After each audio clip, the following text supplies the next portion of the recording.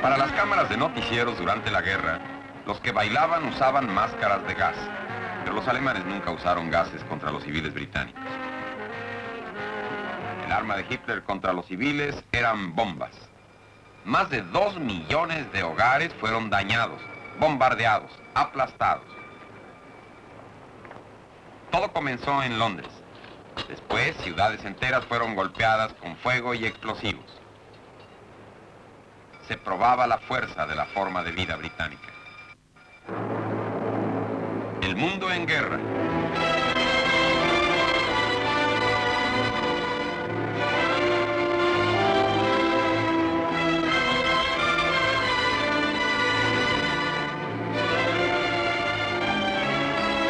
El calor del hogar.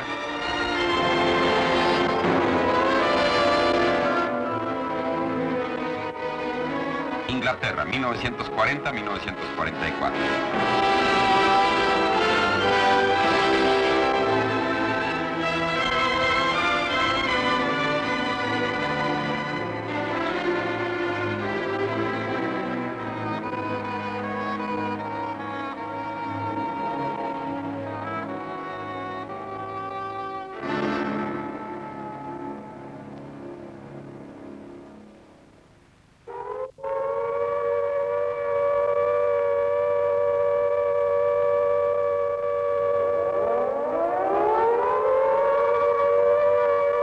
Noviembre 1940. Los alemanes dejan de atacar Londres. La primera ciudad de provincia a ser golpeada, Coventry.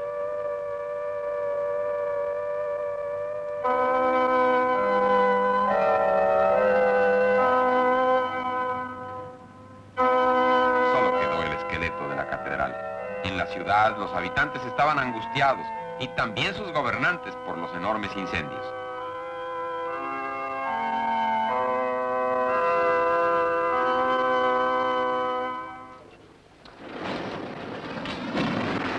En teoría, Birmingham y hasta Rugby debieron prestar ayuda a Coventry, lo cual hicieron en realidad. Pero al llegar aquí encontraron que los acoplamientos de las máquinas de bomberos no eran adecuados, no enchufaban, y por lo tanto la cooperación dejó de existir completamente. Además de eso, había 360 roturas en las tuberías de gas y todos los servicios quedaron inutilizados.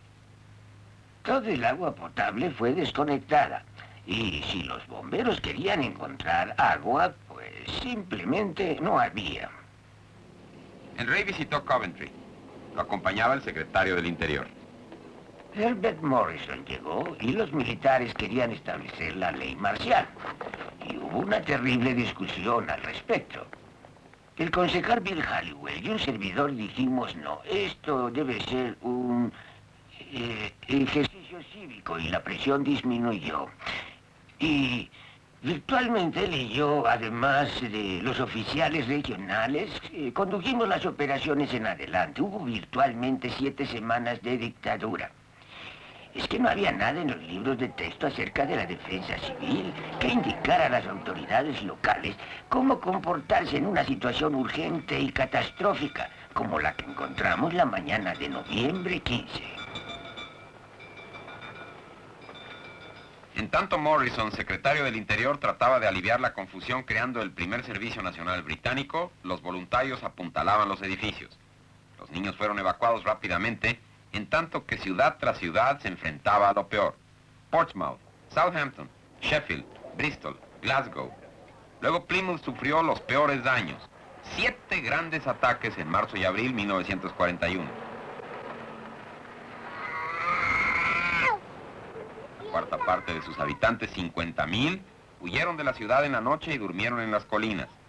Este film no fue exhibido en Inglaterra en esa época. La prensa censurada solo podía insinuar el caos. 30.000 personas perdieron sus hogares y muchos lo perdieron todo.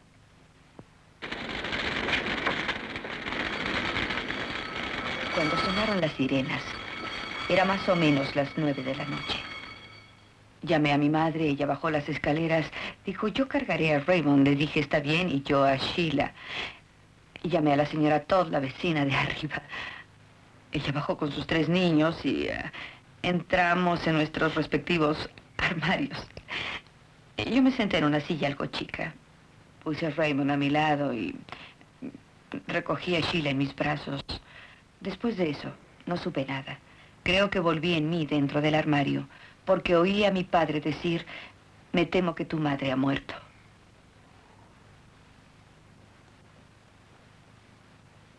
Y yo le contesté, Sheila está bien, está en mis brazos. Y cuando quise tocar a mi otro hijo, no pude sentirlo.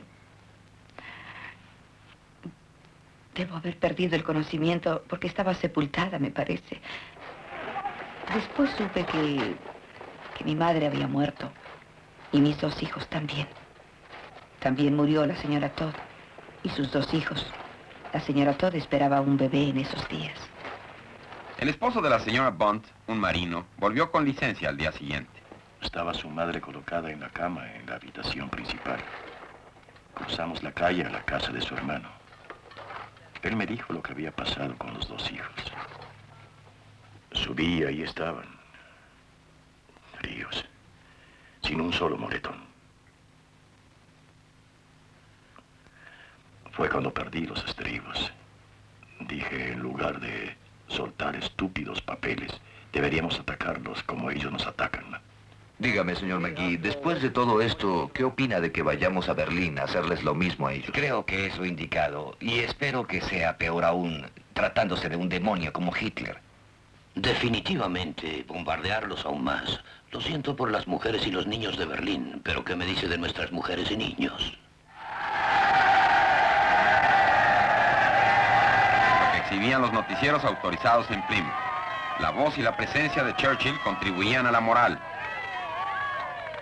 En el gabinete, Sir Winston se salía con la suya.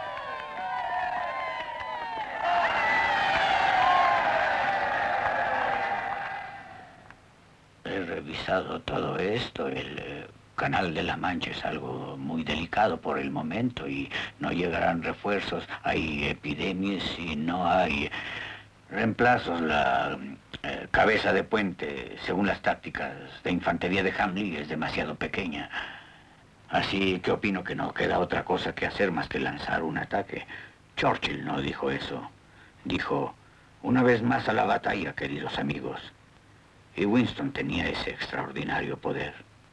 Pero los discursos de Churchill no sonaban tan sinceros en esa época. Además de los bombardeos, los ataques de los submarinos alemanes disminuían. Los alemanes golpeaban por todas partes. No podemos saber cuál será el resultado de esta infame guerra al extenderse sin misericordia a regiones aún más amplias. Sabemos que será duro. Es de esperarse que será larga. Todavía no vemos cómo vendrá la salvación o cuándo va a venir. Pero nada es más cierto que todo rastro de las huellas de Hitler, toda mancha de sus infectos y podridos dedos serán limpiadas y borradas y, si es necesario, echadas de la superficie de la tierra. Él podrá extender sus ambiciones a las lejanas fronteras llevando la maldición a cuestas. Podrá irrumpir en África o en Asia, pero será con nosotros, aquí, en esta isla fortaleza que tendrá que pagar y sufrir finalmente. Now beholding me, an LDV, for battle I'm just yearning, doing my best like all the rest, to keep the home fires burning, each evening stiff and starch, up and down the street I march, I'm guarding the home of the home guard, guarding the home guard's home, all day long, steady and strong, doing what I'm told and I can't go wrong, all the ladies are fond of me, but last night one of them gave a shout when she saw me pulling my bayonet out while guarding the home guard's home. El grupo de guardianes civiles había sido fundado un año atrás. Sus miembros hacían simulacros. Son un cuerpo nuevo, un cuerpo con sus propias tradiciones, pero ya tienen su lema, y su lema es matar al Bosch. En el curso de sus deberes, Tal vez tengan la suerte de tener contacto con el enemigo. Si es así, uno de los deberes será disparar cuando vean a un extraño y disparar a matar. Los británicos temían no solo una invasión, sino al enemigo en casa. Temían que hubiese espías. Temían a todo extranjero.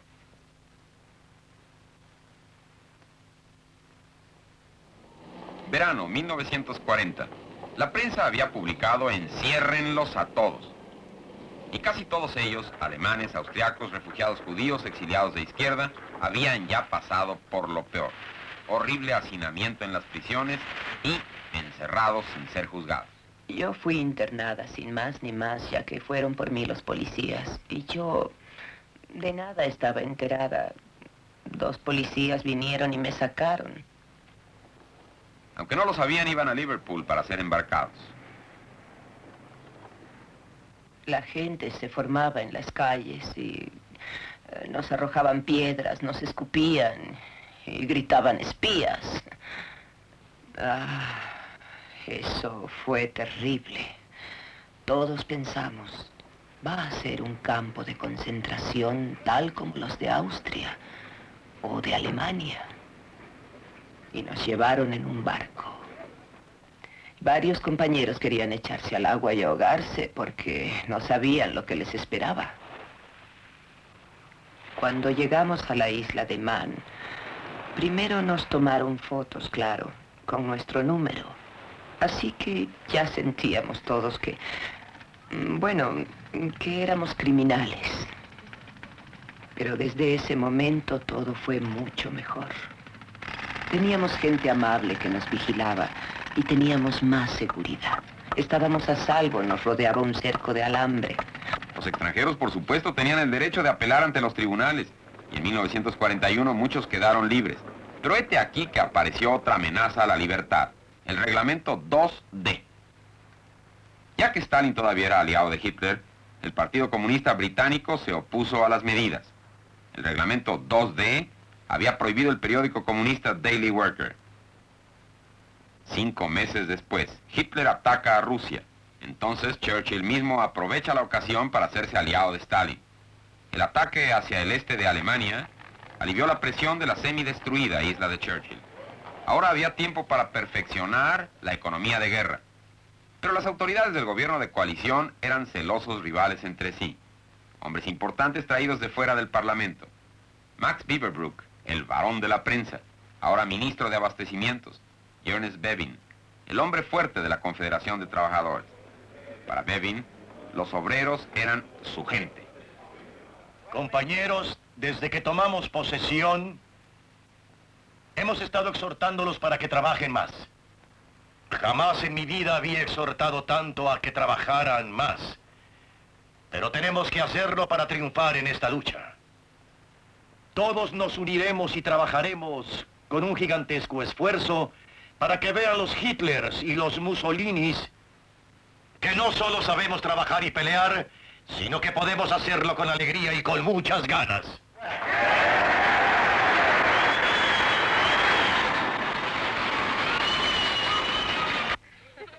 Tenía poder total sobre cada hombre que trabajaba y cada mujer. Desde marzo de 1941, Bevin empezó a llevar a las mujeres a puestos vitales, y las chicas bonitas se volvían importantes. Pero no era suficiente. Así que en diciembre Inglaterra hizo más de lo que cualquier país en lucha había logrado. Más de lo que jamás pudieron hacer los alemanes. Anunció el reclutamiento femenil. Las que eran llamadas podían escoger entre servicio femenino o trabajo en campos y fábricas. Buenos días a todos nuestros compañeros. Les damos la bienvenida.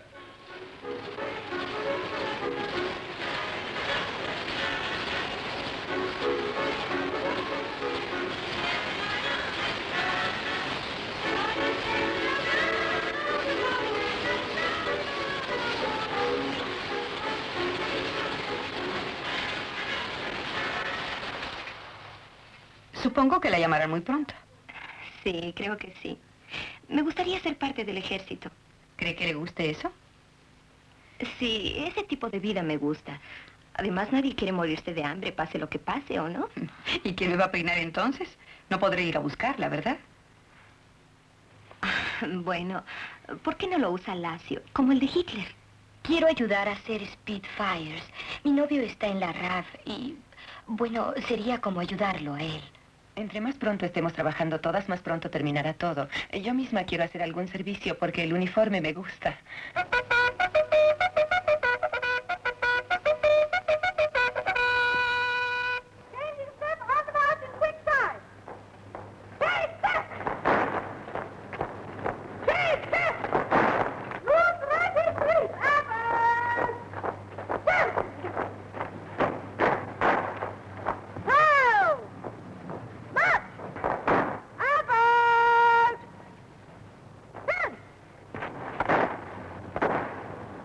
Mientras que la preocupación de Bevin era de eficiencia a largo plazo, Beaverbrook gozaba competiciones a corto plazo.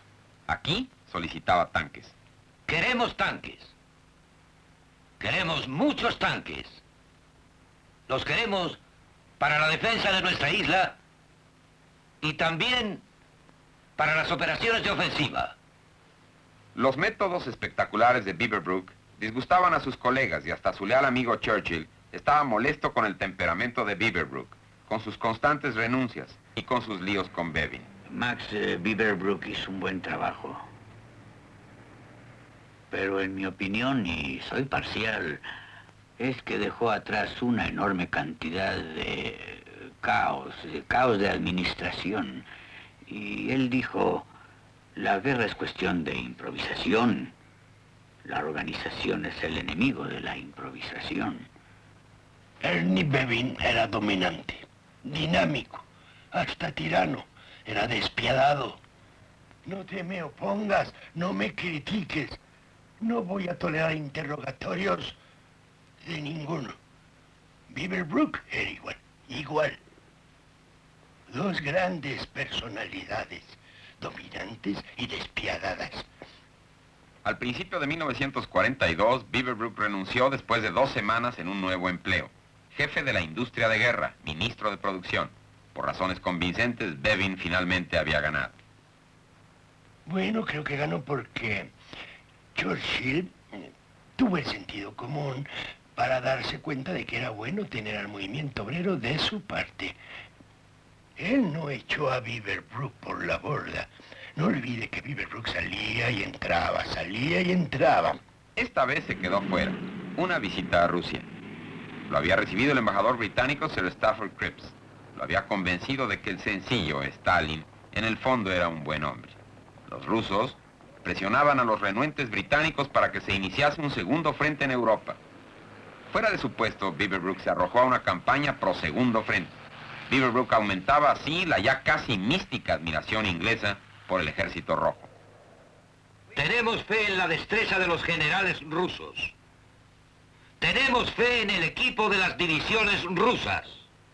Tenemos fe en la fuerza combativa y en el valor de los soldados rusos.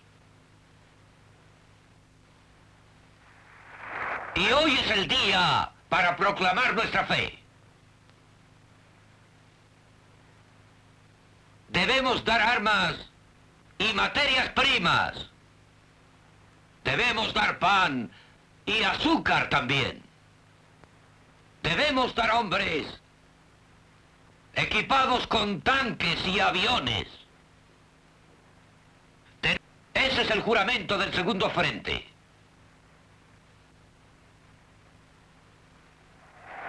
Victoriando a Beaverbrook, el Partido Comunista Inglés ahora apoyaba la guerra. Sus líderes pedían a sus trabajadores que aumentasen aún más la producción. Nadie quiere un segundo frente si no está personalmente preparado para ofrecer su persona, su energía y cada onza de valor que posee a la disposición del gobierno. Hay una completa comprensión de lo que quiere decir esto. Y el pueblo de este país, con toda razón, empieza a rechazar esta guerra infame, que es la guerra de un hombre solamente, en la que los rusos están muriendo, peleando y sacrificándose, mientras que nosotros rendimos tributo a los señores de las bancas de la Casa de los Comunes. Pero un miembro de la izquierda en esa banca, Cripps, acababa de regresar de un viaje a Moscú. Mucha gente lo veía como posible rival de Churchill. Sus opiniones sobre Rusia tenían enorme encanto. Tenemos que tratar de ayudar a los rusos en todo lo que podamos para que se preparen a afrontar la ofensiva de primavera de Hitler. Me doy cuenta de que hay mucha gente en este país que todavía le teme a que aumente la influencia de la ideología rusa. Pero lo que tienen que recordar es que si somos amigos de Rusia y tenemos un arreglo de cooperación con ella, cualquier riesgo que corramos será mucho menor. A decir verdad, la Unión Soviética no tiene ni idea, ni deseos de interferir en los asuntos internos de ningún otro país. Eso lo sé por boca de Stalin en persona.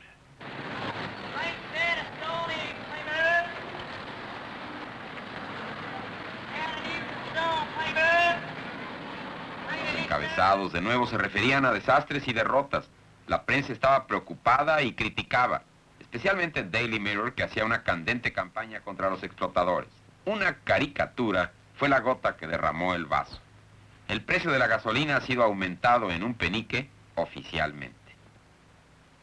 Churchill le dijo a Morrison que detuviese la circulación, pero el resto de la prensa apoyó al Mirror, encabezado por el joven editor del Evening Standard de Beaverbrook, Michael Foot. La libertad de prensa en este país se puede mantener solamente con la vigilancia del pueblo y la vigilancia del Parlamento y el valor de la prensa misma. Es la única forma. Los ministros se presentan y nos dicen, nos han dicho durante las últimas 2 o 3 semanas, solo tratábamos de exterminar al Daily Mirror. El ataque ha terminado, nos dicen. No más peticiones a ningún otro periódico. Todos los demás periódicos podrán seguir viviendo con tranquilidad, con libertad y en paz. Hay algo muy familiar en esas palabras. Ya no vamos a exigirles nada. El único hombre que creyó que se iba a cerrar fue Churchill. Y cuando se mencionó en la Cámara de los Comunes, toda la Cámara de los Comunes, estuvo de parte del Mirror, más o menos. No les gustaba el Mirror, pero no lo iban a suprimir. Y después de eso, bueno, nos calmamos un poco y el gobierno se olvidó de todas esas absurdas tonterías. Pese a todo, la democracia prevalecía. El gobierno de coalición perdió terreno frente a los independientes. Tom Driver se postuló en Malden como socialista independiente. Malden era un lugar muy seguro para los conservadores. No tenía la más leve idea de cómo ser candidato. No pertenecía a ningún partido, no conocía las leyes electorales ni nada. Primero fui a ver a mi patrón, Lord Beaverbrook, para quien estaba trabajando en esa época en el Daily Express. Y él estaba un poco escéptico. Dijo que el único consejo que podía darme era que debería usar sombrero, que el pueblo británico jamás votaría por un hombre que no usara sombrero. En junio, otra mala noticia. Ahora, desde África. Tobruk cayó 3 o 4 días antes de que se iniciara la votación. Sacamos una hoja suelta diciendo tragedia en Tobruk. Y sí fue una tragedia, así pensamos todos. Pero sin embargo, debo confesar que eso probablemente ayudó a aumentar el número de votos que logramos. Driver ganó por una gran mayoría. Entre tanto, los rebeldes miembros del Parlamento de todos los partidos querían un enfrentamiento con Churchill. Cuando cayó Tobruk en 1942, Churchill estaba en Washington y la prensa americana publicó noticias alarmantes acerca del estado del gobierno aquí y de los posibles votos de censura y todo eso. Tanto así que Winston me llamó. Eran como las 5 de la mañana, hora local. Supongo que era medianoche en Washington. Para preguntar qué estaba pasando, que si el gobierno todavía estaba firme, que qué ocurría y otras preguntas. Pude decirle que por lo que yo sabía no pasaba nada, salvo que esta moción había sido propuesta, que él tendría que decidir. Ante la presión de la Cámara de los Comunes, Sir Winston regresa a darles la cara. Había falta de confianza en su liderazgo. Hasta les parecía a los rebeldes que podrían ganar. Como ocurre frecuentemente en estos grandes debates en el Parlamento, fue un anticlímax cuando se llega a la moción. Y en este caso, el anticlímax llegó al instante, hasta el discurso inaugural de ese inefable conservador, Sir John Wardlow Mill, porque hizo la fantástica sugerencia de que debería haber un comandante supremo de todas las Fuerzas Armadas, que debería ser, y lo nombró, nada menos que el duque de Gloucester, que en paz descanse. Pero hubo una explosión de risa y todos quedaron muy decepcionados. Y entre mofas y risas la moción fue aplastada. Solamente 25 votos contra Churchill. Ahora las noticias de la guerra empezaban a ser optimistas. Los alemanes habían sido detenidos en Stalingrado. Inglaterra ganó en noviembre en el Alamein. Churchill se fue al norte, a Bradford, de muy buen humor.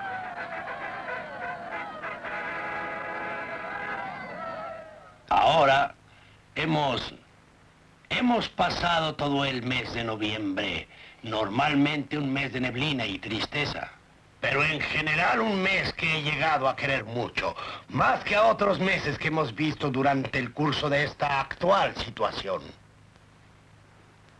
Así que les digo a todos, sigamos adelante juntos y pongamos a prueba estos graves asuntos. Churchill estaba seguro en su puesto mientras durara la guerra. Pero las esperanzas del pueblo británico se apartaban de él, pues después de la victoria, ¿qué podría ofrecerles Churchill?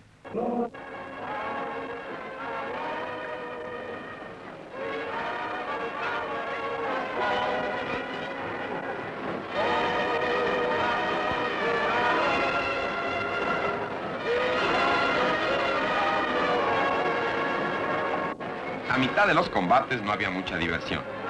Si quería uno una cerveza, tenía que llevar su propia botella. Otras muchas cosas a las que estaba acostumbrada la gente empezaron a faltar. Manzanas y navajas, cunas y patatas. El pan y la basofia no estaban racionados, pero había que hacer cola.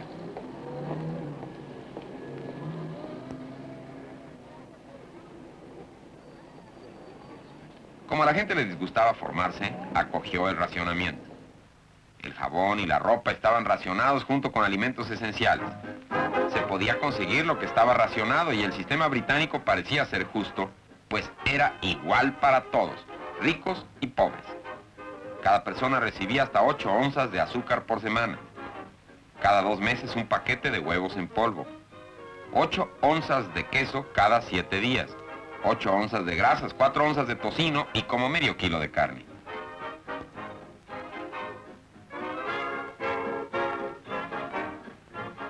¿Están ayudando a ganar la guerra en el frente de sus cocinas? Se están ahorrando nuestros embarques, aprovechándose al máximo de lo que tenemos en casa. Si están sembrando vegetales en cada trozo de tierra que puedan conseguir, si están comiendo solamente lo necesario y no lo que les gusta en la cantidad que quieren, entonces sí están ayudando a ganar la guerra. Y mi consejo a todos es que cuezan sus patatas con todo y cáscara y siembren sus cebollas. Y eso hicieron. Inundados por películas y eslogans, después del trabajo vigilando incendios en los descansos de entrenamiento, el pueblo seguía adelante con lo que había. Inglaterra estaba bloqueada. Para 1943, los granjeros habían arado casi 2,5 millones de hectáreas de buena tierra adicional. Hasta el pasto inglés se volvía hortaliza. Las verduras crecían inclusive alrededor del monumento al príncipe Alberto. La comida sabrosa y sencilla todavía era barata y no estaba racionada ni en los comedores de las fábricas ni en los nuevos restaurantes ingleses propiedad del gobierno. Pero mucha gente se quejaba de que los ricos podían encontrar platillos de gourmet. El mercado negro se enseñoreaba en la Gran Bretaña. Pobre tipo. ¿Qué le podré vender a su madre?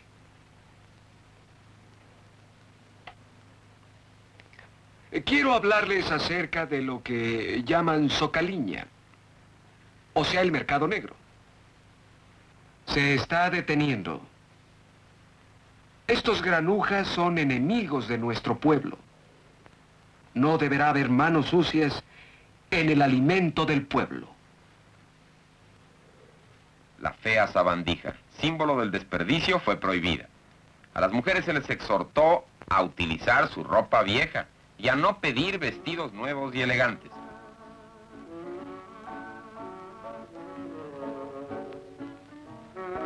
Cada pedazo de tela contaba.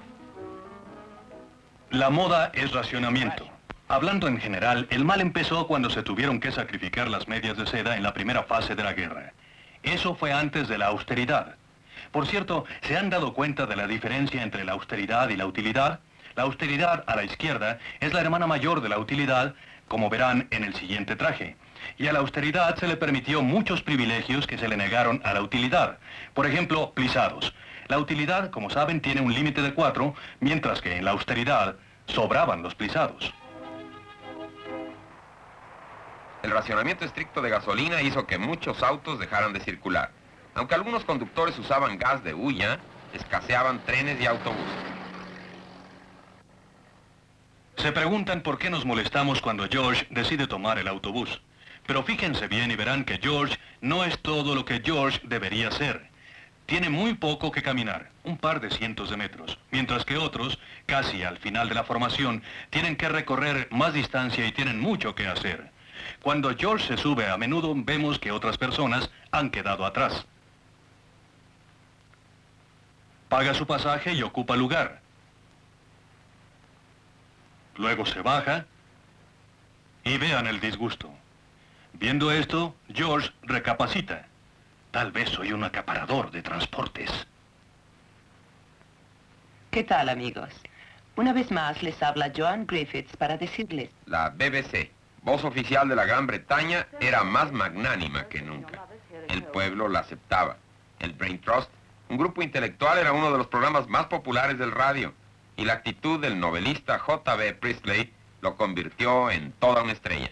Los británicos estuvieron en su mejor forma durante la Segunda Guerra Mundial. Nunca habían estado tan bien, es decir, no durante mi vida anterior a esa.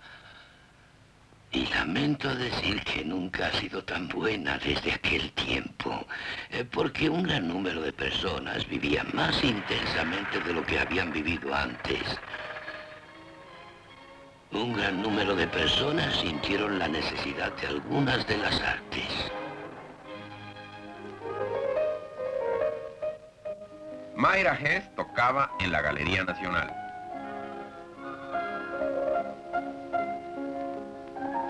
Había una gran demanda por los buenos libros, buenas obras, música, ver buenas pinturas, y eso nunca se había visto en este país.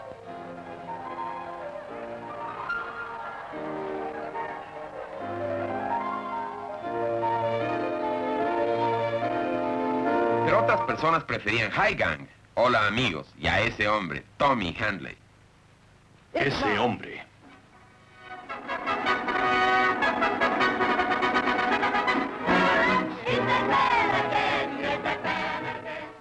Hola, hola, señor.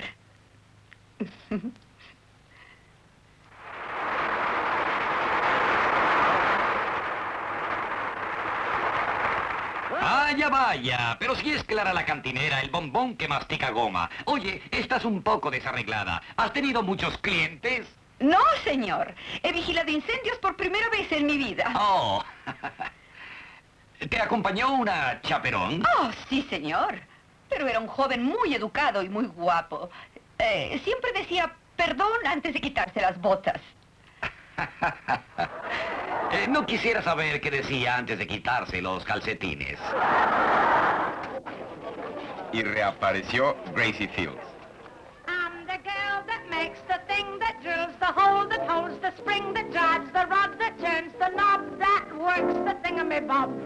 I'm the girl that makes the thing that holds, the oil that oils, the ring that takes, the shank that moves, the crank that works, the thingamabob. It's a ticklish sort of job, making a thing for a thingamabob, especially when you don't know what it's for, and I don't know, but I'm the girl that makes the thing that drills, the hole that holds, the spring that makes the thingamabob, that makes the engines roar. And I'm the girl that makes the thing that holds, the oil that oils, the ring that makes the thingamabob that's going to win the war, Chase Joe. La producción producción de aviones se había triplicado en 2 años. En los siguientes 24 meses se duplicó. Para entonces la economía de la Gran Bretaña estaba ya mejor cimentada y organizada que la de Alemania. Pero el costo de tan gran esfuerzo era alto. Costumbres familiares en la industria se pasaron por alto. Los trabajadores laboraban horas extras que debilitaban su mente y su cuerpo hasta el límite. Y entonces la paciencia se acababa. Esto es Betshanger, Kent, sitio de una famosa disputa en 1942. La industria pedía carbón, pero la producción disminuía y seguía bajando. Muchos mineros se habían ido a pelear o habían encontrado empleos mejor pagados. Hombres mayores trabajaban más horas y tenían también que vigilar la mina. Al ya no poder resistir estas condiciones, fueron a la huelga. Todos marchamos hasta Deal y luego por el camino de Canterbury. Bueno, había muchos residentes locales y particularmente algunas tropas. Estaban insultándonos. Pero ellos no sabían en ese momento que trabajábamos esa mina las 24 horas del día, además de pertenecer a los guardianes civiles. Y muchos de nosotros trabajábamos en eso y en la mina las 24 horas. Los mineros sabían que Bevin había prohibido las huelgas con el reglamento de tiempo de guerra Orden 1305. Ante un bloque sólido de 1000 hombres, no se podía encarcelar a todos ni siquiera multarlos. Y Bevin y Churchill lo sabían. Creo que Churchill no quería que fuéramos a la cárcel. Quería que nos quedáramos aquí a vigilar su propiedad, porque sí era su propiedad después de todo, no nuestra. El gobierno cedió. En los astilleros de Tyneside, como en las minas, los hombres que recordaban el desempleo masivo temían la paz. Sus dudas y deseos se hacían presentes hasta en documentales filmados por el gobierno. Hay mucho trabajo hoy día en Tyneside. Viejos y jóvenes trabajan construyendo barcos. Pero no olviden cómo estaban los astilleros hace 5 años. Ociosos, vacíos, algunos abandonados. Y los hombres que trabajaban en ellos se han ido y se han olvidado. Será la misma cosa dentro de 5 años, amigos. Otros noticieros contenían la misma pregunta, como este primer esfuerzo de los hermanos Butling con Bernard Miles. Hitler nos ha hecho cambiar de opinión. Hemos ayudado mucho para salir avante. Y cuando todo termine, tenemos que hacer lo posible para que la paz sea duradera. No hay otro remedio. No debemos echarnos para atrás. Eso jamás. ¿Oh? Recuerden Dunkerque. Ahí no había desempleo. Cada hombre tenía un trabajo que hacer y lo hizo.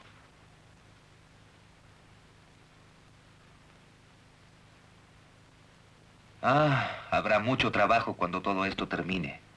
Construyendo algo nuevo y mejor que lo que nos han destruido.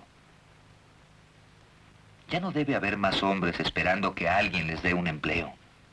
Tampoco barrios pobres, no más calles sucias y abandonadas, no más niños muertos de hambre, sin espacio para jugar. No podemos regresar a la vida de antes, al menos no completamente. Eso se ha ido para siempre. Y entre más pronto nos decidamos a eso, mejor. Todos tenemos que luchar juntos. Había un gran espíritu de comunidad durante la guerra.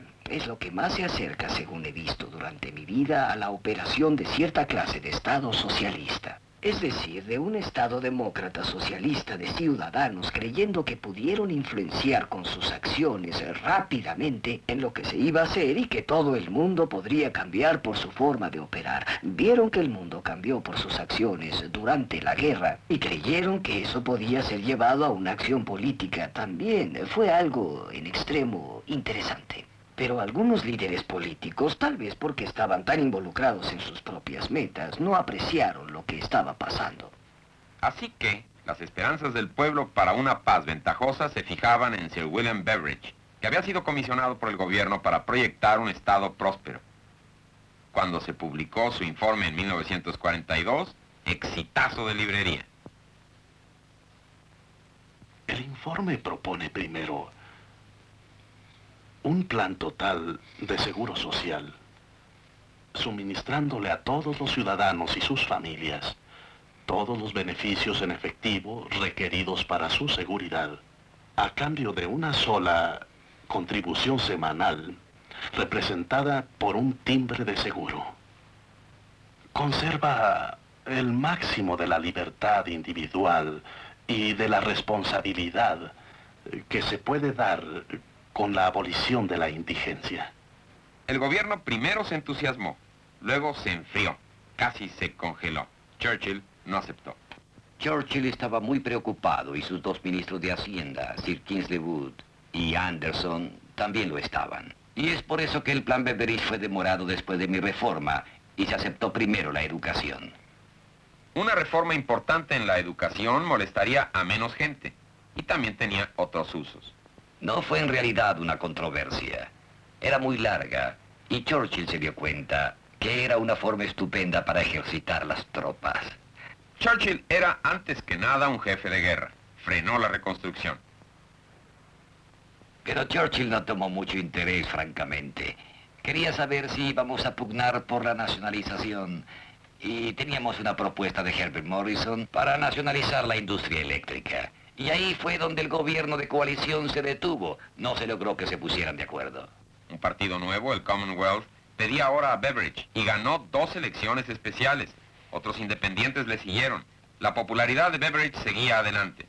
En 1944, West Derbyshire siguió el ejemplo. Un candidato completamente independiente.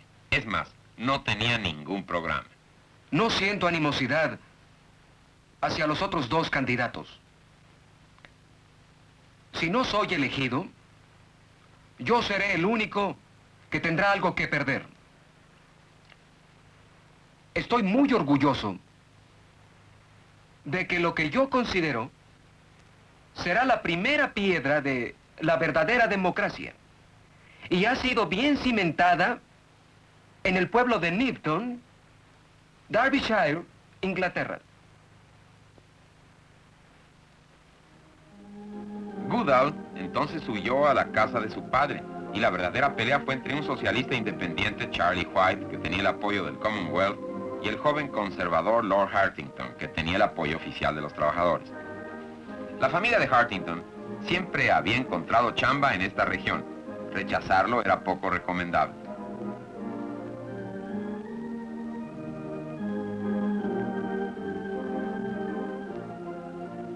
Pero White ganó en forma aplastante. Los conservadores no estaban contentos. Sin embargo, la democracia permanecía lo suficientemente a salvo para que soltasen al líder fascista Mosley. Había estado encarcelado desde 1940. El gobierno decía que estaba enfermo, pero poca gente lo creyó. Esto causó el alboroto público más grande en los años de guerra.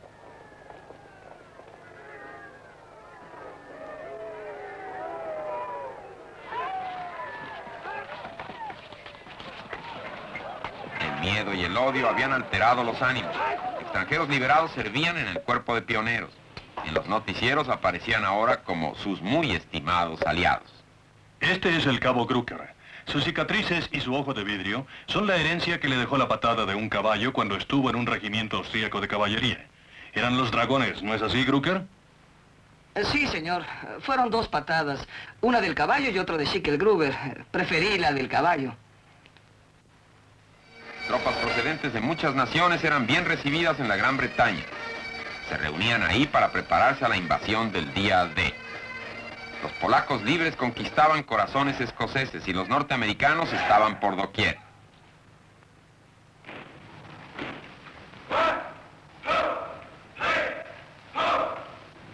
Estaban bien equipados, bien pagados y les obsequiaban a las chicas cosas nuevas como medias nylon y el baile del jitterbug. Churchill podía ya pasar revista a un ejército que creía que iba a ganar.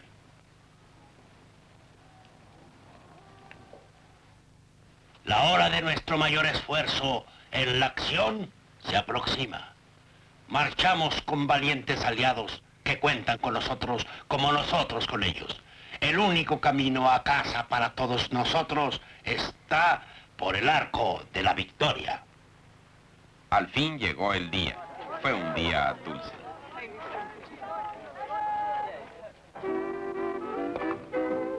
Wally Hammond, jugador de cricket, fascinó a la gente que tomaba el sol tranquilamente.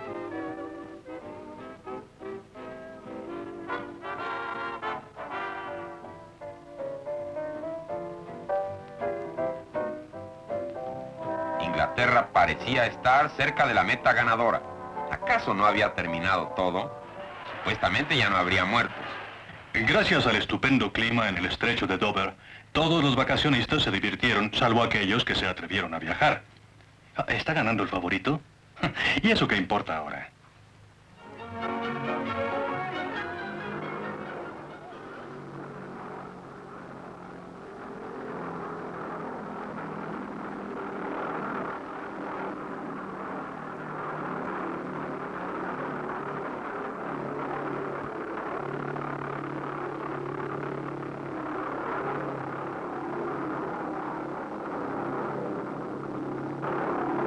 La B1.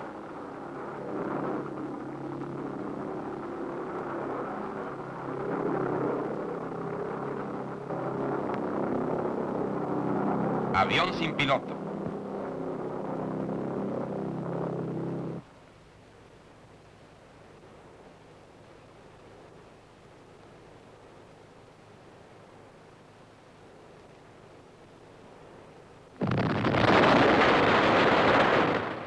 Nueva arma.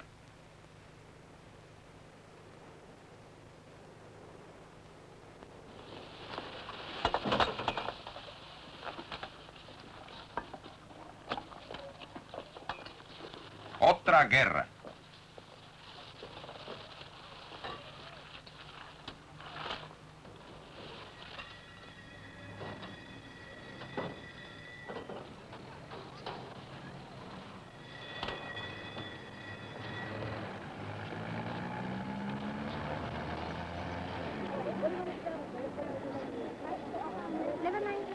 Era la hora de volver a los refugios.